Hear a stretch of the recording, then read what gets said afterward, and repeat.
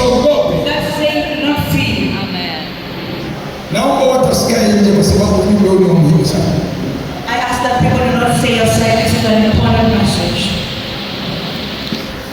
Nitahubiri mpaka tutakapoishia. Kama utaisha basi nitaendelea kadri Mungu atakaponipa neema.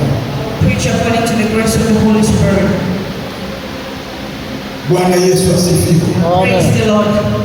Kati ya mafundisho ya msingi kwa kanisa katika siku za mwisho, Among important message in the end time days, ni mafundisho yanayohusu siku za mwisho.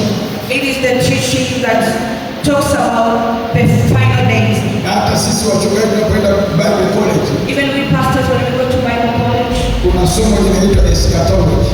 there is a subject called eschatology. Eschatology ni neno la Kiyunani, Eschatology is a Greek word linalozungumzia kuhusu mafundisho ya siku za mwisho. which speaks about the teachings of the end days. Eschata maana yake siku za mwisho. Eschata meaning the last days. Logi ina maana ni fundisho, Lodge is a doctrine. na ndio maana tunasema theology ni neno la Kiyunani, ina maana mafundisho juu ya Mungu. That is why we speak Lodge. It is a theology. Ina maana mafundisho juu ya It Mungu. is meaning the teaching of the Word of Na God. ndio maana wengine wanaweza kusema mimi sifundishi theology, nafundisha neno, That is why some people say, I don't teach theology, I teach the Word of God. lakini ni kutokuelewa. But it is not to understand. Sisi tunafundisha elimu juu ya Mungu, ndio maana inaitwa theology. We are teaching the knowledge of God. That is why we are saying Kwa hiyo theology. unapozungumza eschatology, When you're speaking of eschatology, ni mafundisho ya kuhusu mwisho wa dunia au ya siku za mwisho, it is the doctrine of the end time days. na ni mafundisho ya muhimu sana kwa kanisa katika nyakati tulizo nazo. These are important teaching for the times that we have. Kuna mambo ya msingi kama kanisa The important things as a church inabidi tuyajue, that we have to know. na sio kanisa tu, It is not only the church, lakini na ulimwengu pia. but the whole world. Ni muhimu kujua It is important to ni know nini kinaenda kutokea. what is going to happen. Kwa mfano kama sasa hivi For example, now, tunasubiri nini? what are we waiting? Muulize jirani, unasubiri nini Ask sasa? your neighbor, what are you waiting now? Anasemaje? What do they say? Muulize kinaenda kutokea kitu gani? Ask your neighbor, what is going to happen? Kuna nini? Mmoja anaweza akasema kinaenda kutokea kitu gani? Can anybody say what is going to happen? Hebu mmoja unaweza ukanyosha ukaja kusema hapo mara moja ukasema Can kinaenda anybody kutokea raise their hands to come and say what is going to nini? happen? Kinaenda kutokea What is going to happen? ehe, njoo mtumishi, hebu njoo, njoo Come, please. atuambie nini kinaenda kutokea sasa hivi. You should tell us what is going to happen now. Hebu tuambie nini kinaenda kutokea sasa hivi, muda wote inaweza kutokea Tell us kitu what is gani? going to happen in these times. Unyakuo. The rapture. Unyakuo ndio nini? What is the rapture? kurudi kwa Yesu, Anasema unyakuo ni kurudi kwa Yesu. Anarudi kufanya nini? kuchukua wateule wake ambao walimtumikia Mungu bila kuchoka na kwa mwaka wote. Hebu tumshangilie Yesu kwa ajili ya utumishi wa Mungu. Anasema unyakuo Saying the rapture. kwamba anakuja Yesu kuwachukua wateule wake, Jesus is coming to take his saints. na ndio tunalolingojea And that is what we are waiting. muda wowote, Anytime. kwa sababu yote kwenye Biblia aliyotabiriwa yametimia. Because all that is prophesied in the Bible. Kwa hiyo tunasubiri unyakuo. So we are waiting the rapture. Sasa unyakuo Now the rapture ni tendo la Mungu kuwaondoa wateule wake kwa muda duniani, it is an action of God to take his saints for a certain time. kuwaepusha na ghadhabu ya Mungu. To take them out of God's judgment. Atatunyakuwa, He will rapture us. tutakwenda pale angani, tutamlaki Bwana angani. We'll go in the sky to meet Jesus then. Sasa pale angani There in the sky, akitunyakuwa, when he raptures us, nini kitatokea? what will happen? Pale angani There in the sky, inaitwa karamu au harusi ya mwana kondoo. it is called the wedding of the Lamb. Pale kutakuwa na harusi ya mwana kondoo, There will be the wedding of the Lamb. sherehe A ceremony ya kuvikwa taji. to be given a crown. Inaitwa, tunaenda kwenye kiti cha hukumu cha Kristo. We are going to the chair of judgment of Christ. Hukumu hii This sio judgment, ya kwenda jehanamu, it is not go to hell. ni hukumu ya kupimwa kazi tulizozifanya. It is a judgment to be measured the work that we did. Kwa hiyo tukinyakuliwa So when we are raptured, pale juu, there up, tunasimama kwenye kiti cha tulizozifanya. to speak of the words that we did. Na hiyo sherehe And that ceremony itakuwa ni miaka 7 will be for 7 years. wakati hapa duniani. Well, here on earth, Baada ya kunyakuliwa after the rapture, kutakuwa na dhiki kuu, there will be a great tribulation. miaka 7. 7 years. Kwa hiyo tukinyakuliwa When we are raptured, sisi kanisa we church, watakatifu we saints, tutakuwa pale miaka will 7. be in the sky 7 years. Sherehe A ya ceremony kuvikwa taji and be given kwa crown kazi tuliyoifanya, for the works that we na did. pale Yesu atapanda, atatoa vyeo And there Jesus will give positions kwa ajili ya kuandaa watu kwa ajili ya kuja kutawala dunia. to prepare people for ruling the earth. Hivi unajua kwamba tuna miaka 1700 Do you know we have 1,007 years ya kuishi duniani? to live on earth? Unajua hiyo? Do you know that? Hii Biblia This Bible bado tutaishi duniani miaka 1700. still will live here on earth for 1,007 years. Wanadamu wataishi duniani miaka 1700 The humans will live in earth 1,007 years. baada ya kanisa kunyakuliwa.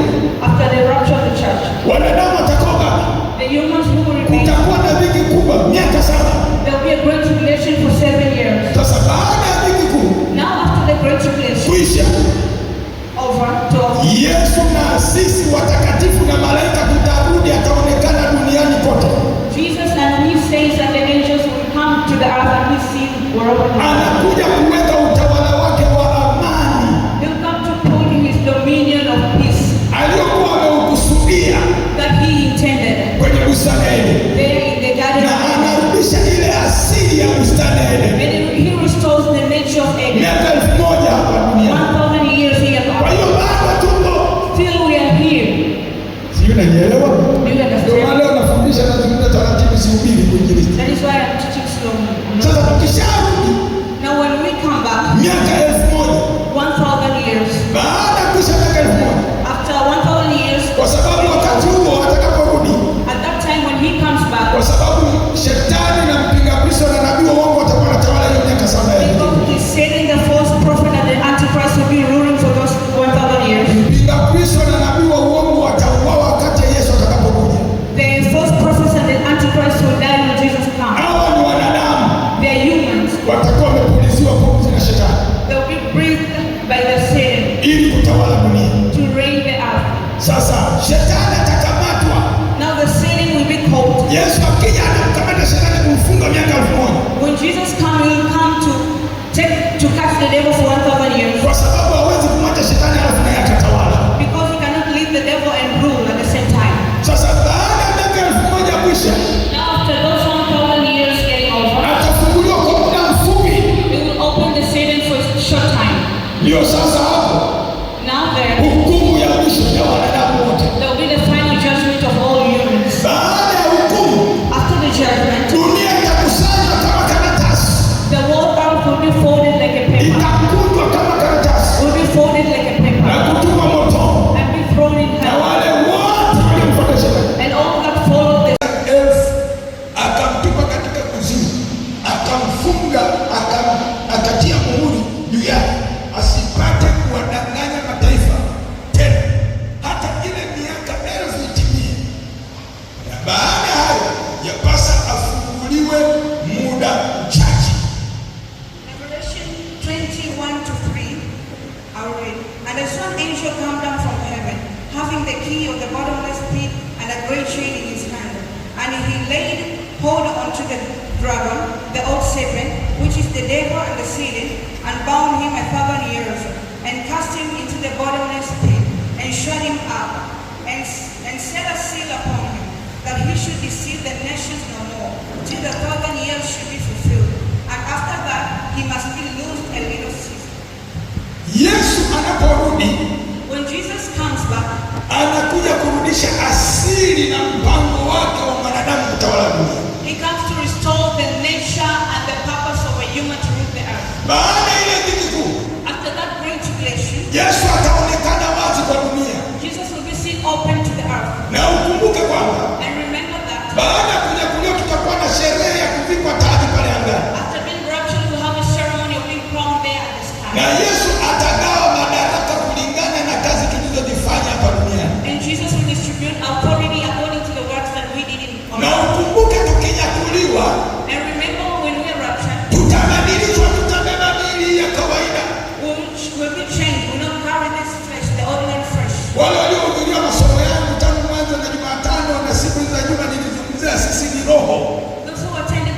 teachings, Wednesday and other days, I spoke about us, we are spirits. Sisi ni roho. We are spirits. Tunafanana na Mungu kwa namna gani? How do we resemble that? Sisi ni roho. We are spirits. Tulibeba mwili. We carry the Tulitoka mbinguni. We came from Tukaja heaven. kutawala dunia. We came to rule the earth. Na asili yetu sisi And our nature ni Mungu mwenyewe. is God Mungu himself. ni roho. God is a spirit. Na sisi ni roho. And we are spirits. Tulikuja hapa We came here ili tutawala. so that we reign. Dunia ilipoharibika, When the earth was destroyed, Mungu akaunda mpango wa kutukomboa turudi kule. then created a plan for us to go back there. Lakini kabla hatujaenda kule, And before us going there, miaka 1000 1,000 years, Yesu tutarudi naye we'll come with Jesus ili aonyeshe makusudi ya kutuweka duniani. for him to show the purpose of him putting us on earth. Anaonyesha ile asili ya kutuumba sisi na kutuweka duniani. He will show the nature of creating us and putting us on Kwa earth. hiyo tukinyakuliwa, So when we are raptured, tunabeba mwili kama aliyobeba Yesu wa kiroho. we carry the flesh of resembling Jesus. Yaani na maana hivi tunabeba mwili ya kiroho ambayo haitegemei kula au kusafiri kwa kutumia vitu vya kawaida. We carry new bodies that don't depend on anything to do it works. Sikiliza. Listen. Yesu alipofufuka, When Jesus was alibeba mwili wa resurrected, kiroho. he carried a new body. Sikiliza. Alipobeba mwili wa kiroho, Listen, when he carried this spiritual body, hauwezi kuzuiwa na kuta na mapaa. it cannot be limited with walls and anything. Mwili wa kiroho The spirit body, hautegemei chakula ili uishi. it doesn't depend on food to live. Ndio tutakaibeba. That is what we will carry. Ingawa unaweza ukala, You can eat, lakini hautegemei chakula ili uishi. but you don't depend on food to live. Ni miili ya utukufu mno, They are glorious bodies. miili ya ajabu. They are wonderful bodies. Kwa hiyo utawala wa Yesu Now the ruling of Jesus utakuwa ni wa ajabu ambao hajawahi kutoka kwenye dunia, will be a wonderful dominion that has never kwa happened. sababu wafalme wote wa dunia watakuwa wameshinda. Because all kings of the earth will have failed. Sasa nabii Isaya Now prophet Isaiah aliona utawala wa Yesu utakavyokuwa. saw how the dominion of Jesus will be. Hebu tuangalie wakati wa utawala wa miaka 1000 ni nini kitafanyika. Let's see the 1,000 years of what will happen. Isaya 65 Isaiah 65, mstari wa 19 hadi 23. Angalie 25. lengo la somo hili kukuandaa kwa ajili ya ufalme.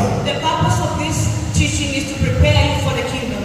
Hebu nisome mmoja mstari wa 19 Read 1 verse 19. kwa sauti. Tasoma Biblia inasema, nami nitafurahia Yerusalemu, nitawaonea shangwe watu wangu, sauti ya kulia haitasikiwa ndani yake tena, wala sauti ya kuomboleza. Yaani wakati Yesu atakaporudi, When Jesus will come back, ataondoa maumivu na mateso yote, kilio, he will take pain and the weeping. magonjwa hayatakuwepo, No diseases will be there. wala maombolezo. No weeping. Mstari wa 20, hebu nisomee. Verse 20, read for me. Sikiliza. Listen. hata kuwapo tena mtoto wa siku chache, wala mzee asiyetimia siku zake, kwa maana mtoto atakufa mwenye umri wa miaka 100, bali mtenda dhambi mwenye umri wa miaka 100 ataadhibiwa. Sikiliza. Listen. Maandiko hayo ukiyasoma vizuri yanaweza kukuchanganya.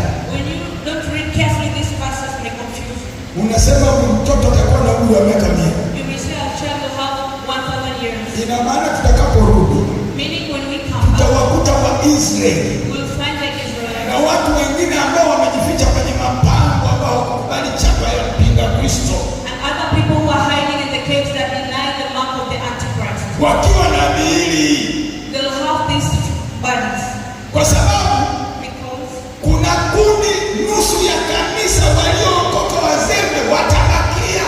there's a half a number of the church who are lazy will remain. Wakati wa unyakuo During the rapture, kuna wazembe kanisani, hata hapa yamkini wapo, lakini sio wewe. the lazy people in the church, maybe among us they're here, but not you. Sikiliza, nitazungumza kwa mbele. Listen, I'll speak Na for you. pia wapo watu wa dini And there are people of different sects, na wengine hata Waislamu hawatakubali kumwabudu mpinga Kristo. and maybe some Muslims will deny worshiping the Hao wanaitwa wafia dini. They are called the, Sasa hao wengine watajificha kwenye mapango, they will hide in caves, hasa taifa la Israeli. especially the Israelites. Taifa la Israeli The nation of ingawa halijamwamini Yesu,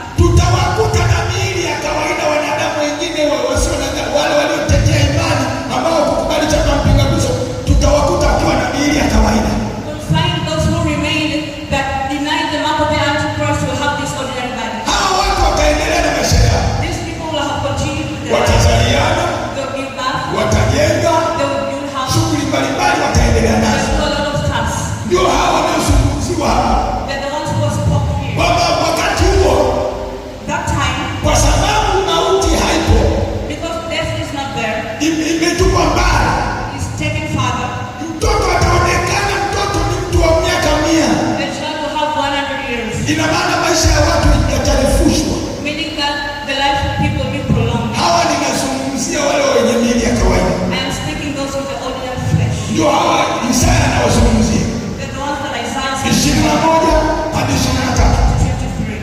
Biblia inasema nao watajenga nyumba na kukaa ndani yake, watapanda mizabibu na kula matunda yake. Hawatajenga akakaa mtu mwingine ndani yake, hawatapanda akawa mtu mwingine. Maana kama siku za mti ndivyo zitakavyokuwa siku za watu wangu, na wateule wangu wataifurahia kazi ya mikono yao muda wa siku nyingi. Hawatajitaabisha kwa kazi bure, wala